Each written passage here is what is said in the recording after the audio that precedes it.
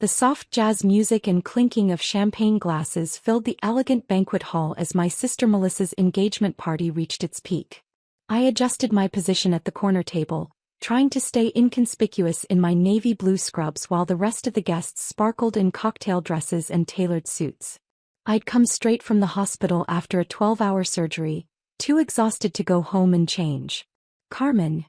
Melissa's voice carried across the room as she approached with her fiancé James and a small group of his colleagues. There's my sister, everyone. Isn't she dedicated to her work?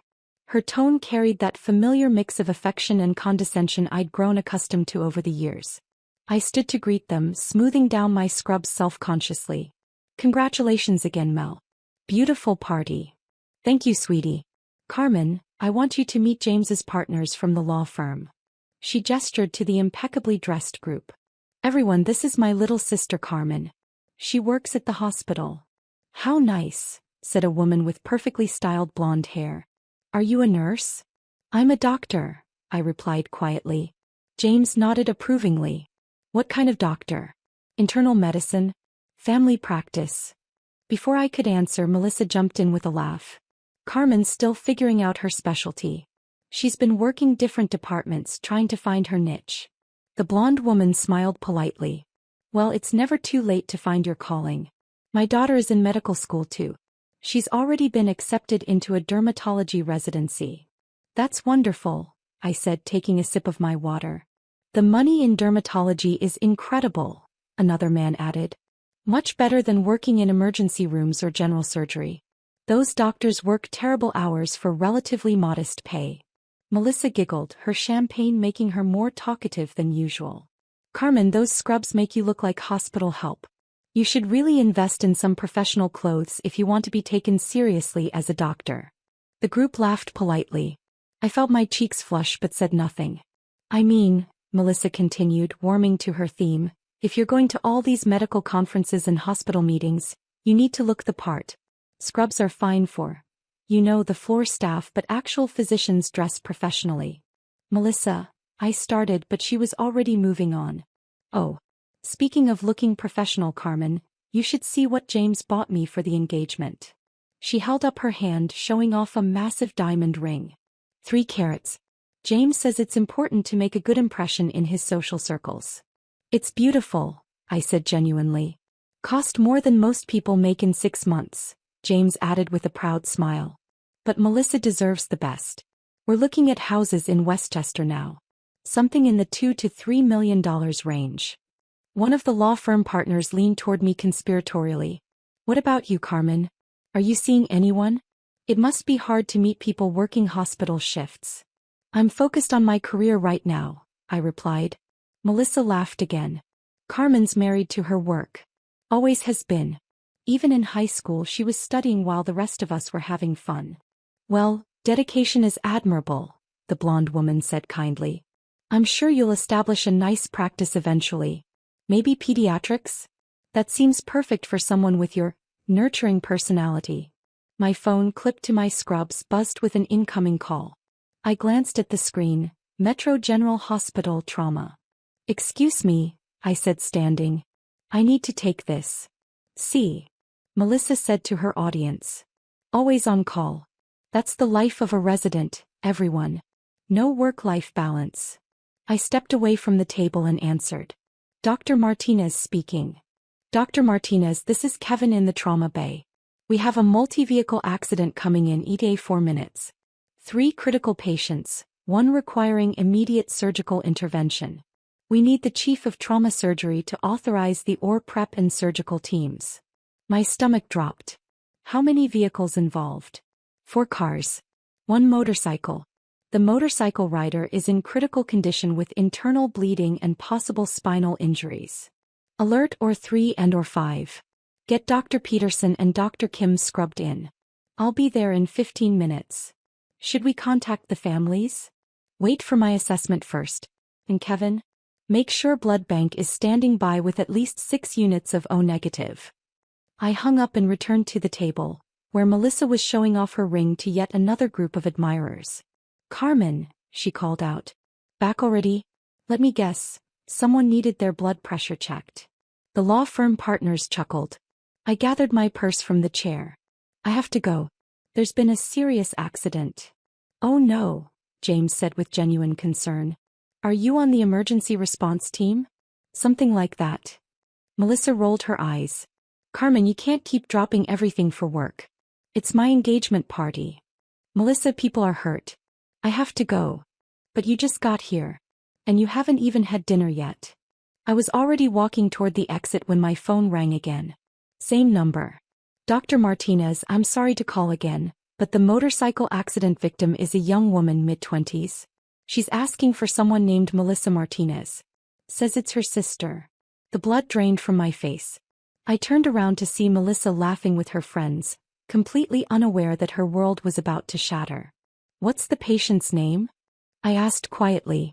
License says Lisa Martinez. Age 24. Do you know her? My hands started shaking. Lisa was Melissa's younger sister, our younger sister. She'd bought a motorcycle last month against everyone's wishes.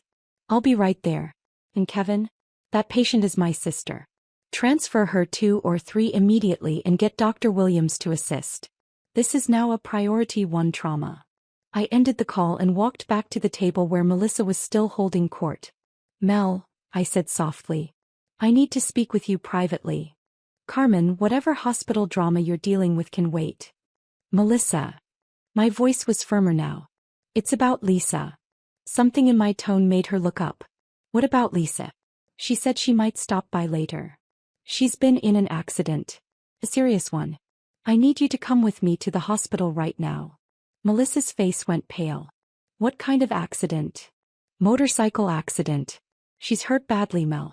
We need to go. James stood up immediately. Of course.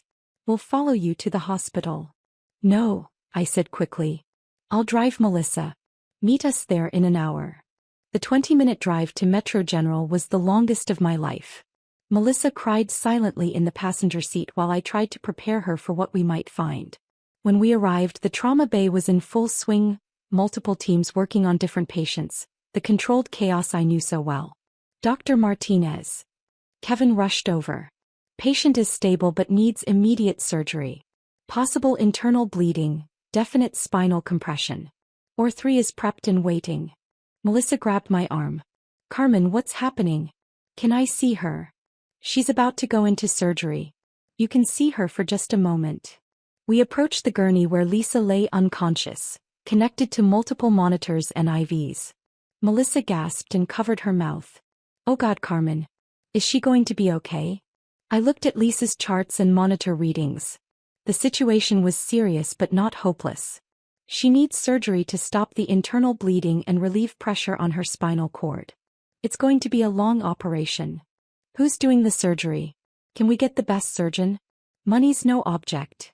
I squeezed Melissa's hand. She's getting the best surgeon. Dr. Williams approached in full surgical attire. Dr. Martinez, we're ready to begin. Family can wait in the surgical waiting area. Thank you, Dr. Williams. I'll be in or 3 in 5 minutes. As the surgical team wheeled Lisa toward the operating rooms, Melissa turned to me with confusion written across her face. Carmen, what did he mean? Why would you be in the OR? I took a deep breath. Because I'm performing Lisa's surgery. You're, what? I'm the chief of trauma surgery here at Metro General. I'll be operating on Lisa. Melissa stared at me as if I'd spoken in a foreign language. That's impossible. You're a resident. You said you were still finding your specialty. No, Mel. You said that. I never corrected you because, honestly, I got tired of trying to explain. Explain what? That I've been the chief of trauma surgery here for 3 years. That I completed my residency at Johns Hopkins and my fellowship at Mass General. That I'm nationally recognized for developing new surgical techniques for spinal trauma cases. Melissa sank into a waiting room chair. I don't understand. The scrubs you made fun of? These are surgical scrubs. I wear them because I spend 12 to 14 hours a day in operating rooms saving lives. The hospital help appearance you mocked? That's what surgeons look like when they're actually working. But you never said. When, Melissa? When you were telling everyone I was still figuring out my specialty? When you were suggesting I should try pediatrics because of my nurturing personality? When you were explaining that I looked unprofessional. A nurse approached. Dr. Martinez, the ore is ready. I'll be right there. I turned back to Melissa.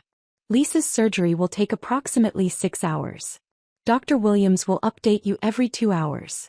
The waiting area is on the 4th floor. Carmen, wait. Melissa's voice was small now. I had no idea. I'm so sorry. We'll talk after I save our sister's life. I left Melissa in the waiting room and headed to the surgical suite, where my team was already assembled.